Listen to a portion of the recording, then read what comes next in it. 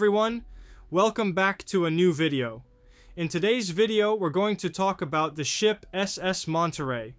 She was the third of 4 ships in Matson Line's famous White Fleet and was designed by none other than William Francis Gibbs himself. Over the years she sailed under many names, for example Matsonia and the Lurline, but most of us remember her best as the Britanis, and it was under that name that she met her tragic end, sinking on October 21st, 2000. Hello everybody, it's Jamie from Old Shipping Lines, and in this video we're going to explore the full story of the Monterey, from her construction to her years of service, and finally to her end beneath the waves. The first owners of the ship would be the shipping company, the Matson Lines. Once again, she was designed by William Francis Gibbs and constructed by the Bethlehem Shipbuilding Corporation. The Monterey was built with the purpose of encouraging travel to Hawaii and providing liner service across the Pacific Ocean. Her regular route included stops along the west coast of the United States, as well as ports in Samoa, Fiji, New Zealand, and Australia. Let's take a brief look at the ship's specifications. She had a gross registered tonnage of 18,017 tons. Her length measured 632 feet, which is 193 meters. The beam of the ship was 79 feet, which is again 24 meters. The Monterey accommodated 472 passengers in first class and 229 in cabin class. The vessel was operated by a crew of 360. The Monterey wouldn't sail the seas alone, just as I mentioned at the start. She was the third of 4 ships in Matson Line's iconic White Fleet. Her sister ships included the SS Malolo, a vessel we've already covered here on the channel. If you haven't seen that video yet, I highly encourage you to check it out. You'll find the link in the description below. The second sister ship in the fleet was the SS Mariposa, and completing the lineup was the SS Lurline. As for the SS Monterey, she was officially launched on October 10th, 1931. On May 12, 1932, she departed New York City with 83 passengers on a positioning cruise to the west coast. Her official maiden voyage began on June 3, 1932, departing from San Francisco, California. Along the way, she made stops in Los Angeles, Honolulu, Auckland, Pago Pago, Suva, Sydney, and Melbourne. A major public relations success followed when she delivered much-needed supplies to the Bear of Oakland during Admiral Byrd's second expedition to the South Pole. Then came World War II. During the conflict, the Monterey was converted into a fast troop transport, often sailing alone to avoid the delays of convoy formation. In 1941, before the United States had even officially entered the war, the U.S. Maritime Commission chartered her to bring home 150 Chinese, Korean, and Japanese missionaries, along with stranded American citizens, returning them safely to San Francisco. Once back in the United States, the Monterey was swiftly refitted to accommodate up to 3,500 troops. On December 3rd, 1941, she was officially handed over to the War Shipping Administration by the Oceanic Steamship Company, a subsidiary of Matson, in San Francisco. Just 13 days later, on December 16th, she departed for Hawaii carrying 3,349 fresh troops and returned with 800 wounded from the devastating attack on Pearl Harbor. The Monterey served reliably throughout the war, and in 1946 she arrived at Bethlehem Alameda Shipyard in California for a refit to return her to Matson's passenger fleet. But the project stalled when funding ran out after just 30% of the work was done. The ship remained idle in Alameda for 5 years until the US government purchased her in August 1952 and towed her to the mothball fleet at nearby Suisun Bay. Meanwhile, Matson was experiencing steady post-war success with the Lurline and aimed to grow its passenger service further.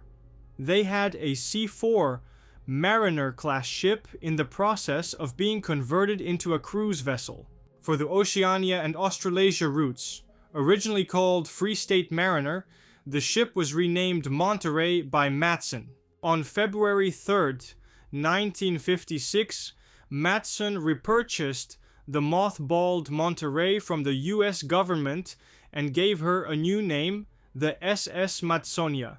This replaced their previous Matsonia, which had been sold to Home Lines in 1954 and subsequently renamed. The new Matsonia made her maiden voyage from New York to San Francisco on May 22, 1957, where she joined her sister ship, the Lurline, on the San Francisco-Los Angeles-Honolulu route.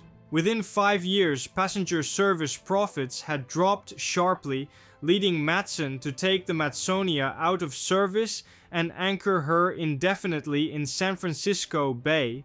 Her sister ship, Lurline, remained in operation, but experienced a serious turbine failure in February 1963, requiring costly repairs.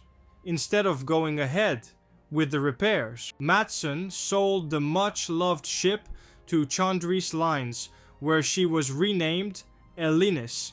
Facing public backlash over the sale, Matson responded by renaming the former Matsonia as the new Lurline on December 6, 1963, and promptly returned her to service.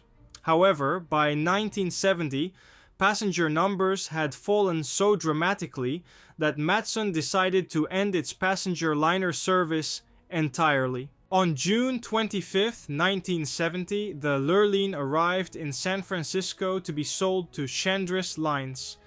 Just 5 days later, she sailed out of the Golden Gate under new ownership, bound for Piraeus with her new name, the Britanis. Her passenger capacity was increased to 1,655 by converting cargo holds into cabins and subdividing some of the larger cabins into smaller ones.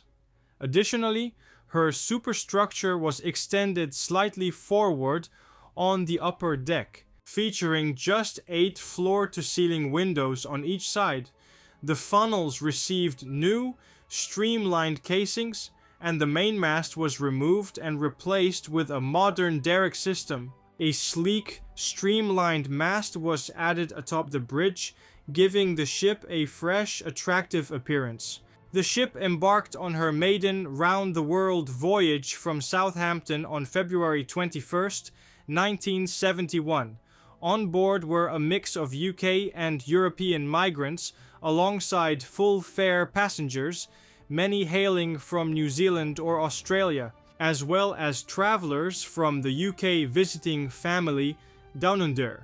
She continued servicing the Southampton to Sydney route until 1974, after which she shifted to seasonal cruising, spending winters in the Caribbean and summers exploring European waters. In May 1982, the ship was transferred to Chandris's subsidiary, Fantasy Cruises, where she began cruising between New York and Bermuda. In 1986, she underwent an extensive refit that gave her a new lease on life. During the refurbishment, parts from the scrapped Elegance and even some retained components from the Homeric, which had been dismantled in 1974, were used to restore her. This revival allowed the Britanis to continue sailing as good as new. However, her past caught up with her when, In 1994, she was chartered once more by the US government, this time as an accommodation ship for military personnel at Guantanamo Bay, Cuba. During her time there, an electrical fire broke out, damaging several cabins. Thanks to the quick actions of Captain Varsamis and his crew, the fire was swiftly contained. She left Guantanamo in 1995, underwent full repairs while still under charter, and was finally laid up in Tampa, Florida in November 1996. Eventually, the end caught up with her. On January 24th, 1998, Chandris sold the still immaculate Britanis to AG Belofin Investments of Liechtenstein. The new owners planned to send the historic liner to be scrapped in either Alang, India, or Chittagong, Pakistan. However, a downturn in steel prices forced them to put those plans on hold, and the ship was laid up in Tampa, Florida. Several attempts were made to refit her as a floating hotel and tourist attraction in San Francisco, but none of these plans came to fruition. AG Belofin Investments then renamed the SS Britanis to Belofin One and prepared her for her final voyage under tow to the breakers. That voyage would ultimately come to an end off the coast of South Africa. Belofin One departed Tampa on July 3rd, 2000, under tow by the Ukrainian tug Irbes, embarking on an estimated 100-day journey to a breaker's yard in India or Pakistan. Shortly after leaving the US East Coast, she began taking on water in her aft section. Temporary repairs were made in Salvador, Brazil, allowing the voyage to continue. However, the leak worsened during the Atlantic crossing. The Irbes's captain decided to divert to Cape Town, where more extensive repairs could be carried out. Sadly, as Belofin One approached the African coast, she developed a severe list that became critical about 50 miles off Cape Town, forcing a dire decision. It soon became clear that Belofin One would not make it. The grand old lady listed to port and quietly slipped beneath the waves just minutes after 7 p.m. on Saturday, October 21st, 2000. That's the full voyage of the SS Monterey, an elegant ocean liner that saw many names, many roles, and many adventures before her final resting place beneath the waves. Ships like her remind us how much history can be carried across the seas, and why their stories deserve to be remembered. And that marks the end of a video, my friends. Thank you all so very much for watching. I hope you guys enjoyed it. Now, if you liked what you saw, please consider subscribing to the channel, as that would help out the channel a lot. Now, if you have any thoughts, comments or questions, please leave them in the comment section down below, as I absolutely love reading your comments. And please let me know in the comment section down below as well what ships you would like me to cover in the future. Now be as well sure to check out our social media pages. We are on Twitter, we are on Instagram, and we also recently have a website, oldshippinglines.com, where we have articles of the ships we cover and we have book reviews as well. I think you will enjoy the website very much. Now, with that out of the way, guys, I wish you all a good night or day, wherever you are. Stay safe, stay happy, and we will see each other on the next video. Goodbye, my friends.